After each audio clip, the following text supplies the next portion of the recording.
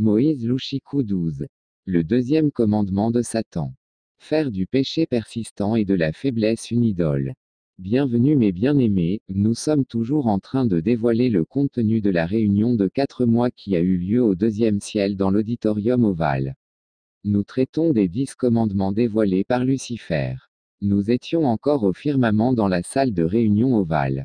Le diable s'est déplacé pour annoncer le deuxième commandement et a dit, nous allons travailler sur les faiblesses chrétiennes, et le diable a appelé ce commandement, la faible persistance. Le deuxième commandement de Dieu est, tu n'auras pas d'autre Dieu devant moi. Exode 20/3. Satan pervertit ce deuxième commandement en poussant le chrétien dans son péché et sa faiblesse persistant, de sorte que le péché et la faiblesse deviennent son idole et son Dieu. C'est la base du second commandement de Satan, la faiblesse persistante. Il parlait avec confiance et les démons, y compris les humains, suivaient ses paroles avec une attention incroyable. Nous n'avons pas ce genre d'attention que j'ai vu les démons montrer pendant que Lucifer s'adressait à cette assemblée. Quand je vois des gens dormir dans l'église pendant que je prêche, c'est douloureux. Lucifer parlait avec arrogance et détermination. Puis le diable a dit aux participants, organisez-vous pour que chaque être humain et chaque chrétien sur cette terre ait une faiblesse qui sera un lien ou une connexion avec moi. L'ordre de Lucifer était clair. Chaque homme sur cette terre doit avoir une faiblesse particulière qui lui est propre. Le diable a dit, nous allons faire en sorte que les chrétiens aient leurs faiblesses respectives et personnelles, et quand tu iras les tenter, tu ne les tenteras que dans le domaine de leurs faiblesses. Le diable dit aux participants, tout d'abord, vous allez prendre votre temps pour établir si le chrétien visé a une faiblesse. Ensuite, vous devez établir le domaine de sa faiblesse. Une fois que vous avez établi qu'un croyant est faible dans un aspect spécifique de sa vie chrétienne, alors vous pouvez procéder pour le tenter précisément là où il est faible et vulnérable. Puis Lucifer a continué à s'adresser à l'auditoire et a dit, chaque faiblesse des adeptes de l'autre, Jésus, est un reflet de ma nature. Bien-aimé, l'ennemi a clairement indiqué que la faiblesse d'un chrétien est sa nature. Nous disons toujours que nous avons tous des faiblesses. Cela signifie que nous avons tout la nature de Lucifer qui se manifeste en nous. Le diable dit au démon, tout chrétien ayant ma nature en lui est relié à moi. Il y a un lien et une connexion entre lui et moi et comme ma nature est en lui, il sera visible dans notre instrument, surtout dans nos miroirs.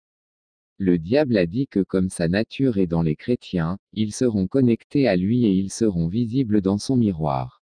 Le diable a dit à ses démons, vous vous souvenez que je vous ai donné à tous mes miroirs.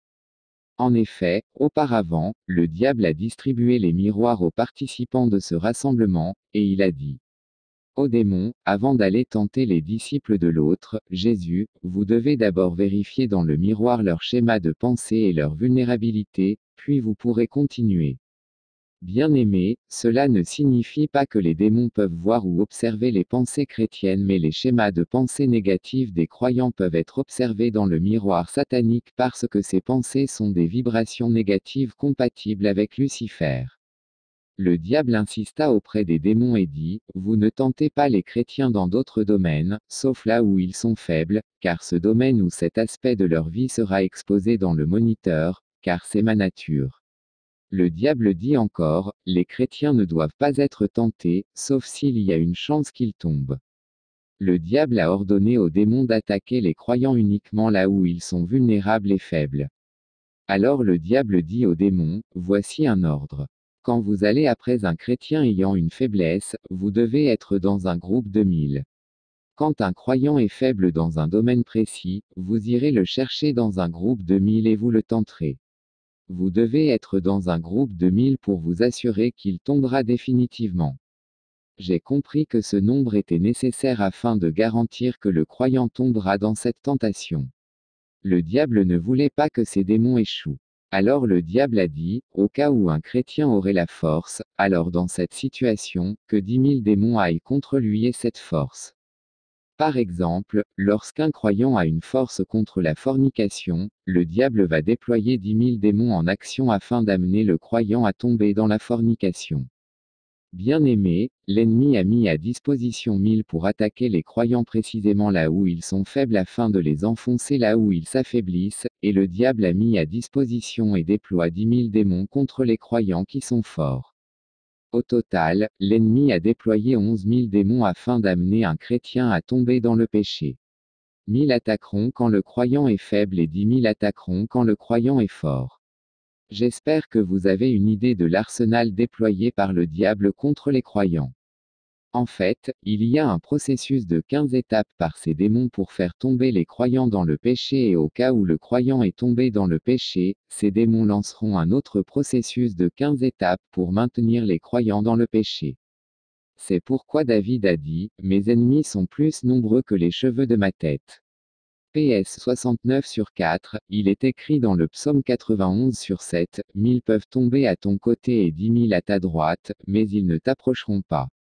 Je n'ai compris ce passage que dans la salle de réunion ovale de Lucifer. J'étais dans une autre dimension et depuis que toutes ces visions me sont arrivées, ma compréhension du monde spirituel et du combat spirituel a changé. Dans ce passage que nous venons de lire, la Bible dit que 1000 tomberont à ton côté, qui est ton côté gauche et 10 000 tomberont à ton côté droit. Le côté qui est le côté gauche représente le côté le plus faible ou la faiblesse du croyant et Lucifer a envoyé 1000 démons pour attaquer la faiblesse des croyants et 10 000 démons pour attaquer le côté droit des croyants, qui est la force des croyants. Dieu merci, il est écrit que 1000 tombent à tes côtés et 10 000 à ta droite, mais qu'ils ne t'atteignent pas.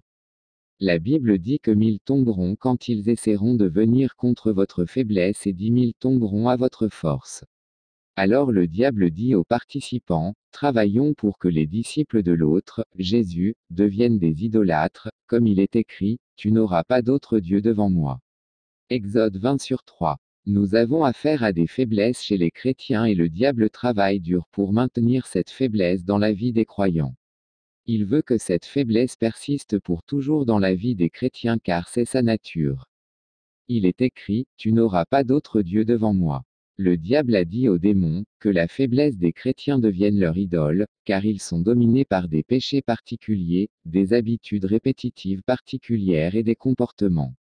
Le diable a dit, malgré leurs prières et leurs jeûnes, ils continuent à tomber dans ces péchés habituels et ces mauvaises habitudes et comme ils sont dominés et qu'ils prennent plaisir à ces comportements, cela deviendra leur Dieu. Le Seigneur Jésus a dit, le prince de ce monde vient, mais il n'y a rien de lui en moi.